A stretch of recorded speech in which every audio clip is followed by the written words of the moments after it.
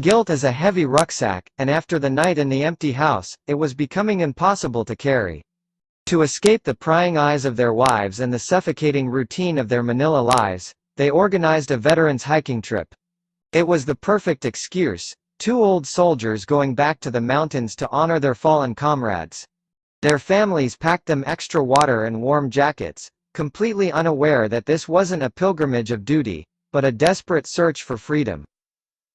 As they reached the trailhead, far away from the city's judgment, the tension finally broke.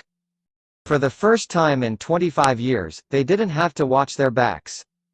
They walked side by side, their hands occasionally brushing, breathing in the thin, cold air of a mountain that didn't care about their secrets. For a few hours, they weren't husbands or officials. They were just Mateo and Antonio, finally alone. But the mountains in the Philippines are never truly predictable. By mid-afternoon, the sky turned a bruised purple, and the wind began to howl through the ridges. A sudden tropical storm slammed into the peak, turning the dry trail into a river of sludge.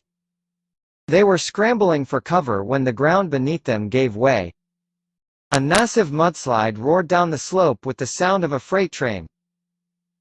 Antonio tried to jump, but his foot caught in a tangle of roots. In a flash of red earth and falling timber, he was swept down the ravine. "Antonio!" Mateo screamed, his voice swallowed by the rain. He threw himself down the slippery bank, clawing at the mud until he found his friend, pinned under a fallen branch and clutching his shattered leg in silent agony. The war was over, but the jungle had come back to claim them.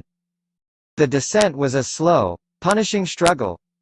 With the trail washed out and the rain turning the world into a blur of gray, Mateo did the only thing he knew how to do. He hoisted Antonio onto his back. It wasn't a heroic sprint, it was a grueling, agonizing crawl. Mateo's knees buckled under the weight of a man his own size, his boots slipping on the slick clay with every step. Antonio's head rested heavily against Mateo's shoulder, his breathing ragged and uneven. There were no brave words or promises, just the sound of the rain and the wet thud of Mateo's footsteps. Every time Mateo felt like collapsing, he looked at Antonio's pale face and adjusted his grip. He didn't think about the decades they had lost. He only thought about the next 10 meters of mud. He carried him for hours, his muscles trembling and his mind blank, focused entirely on the weight of the only person who made his life feel real. By the time they reached the rural hospital at the base of the mountain, Mateo was unrecognizable, covered in blood, mud, and tears. He refused to leave Antonio's side until the doctors forced him out. Hours later, as the dawn broke, Antonio was stabilized in a cramped, quiet ward. Exhausted and broken, Mateo didn't go to the waiting room. He slumped into the small space at the foot of Antonio's narrow bed, his hand gripping Antonio's in a death grip. They fell into a deep, heavy sleep, their fingers still intertwined. They were still like that when the door swung open. Their wives had arrived together, driven by the same panic.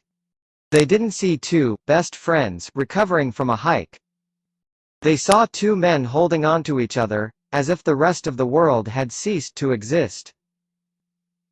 The silence in the hospital room was sharper than any knife. Antonio's wife stood in the doorway, her face pale as she stared at their joined hands. Mateo woke up first, seeing the look of dawning horror on her face. He didn't pull his hand away, not because he was brave, but because he simply couldn't let go yet. No words were exchanged, but the blood brotherhood lie had finally burned out. The way Mateo looked at her husband wasn't the look of a comrade, it was the look of a man who had found his soul. Antonio stirred, his eyes fluttering open to see his wife watching them with a cold, terrifying suspicion. The storm on the mountain had passed, but a much bigger one was just beginning. The 25th hour was over, and the morning light was bringing a truth that none of them were ready to face.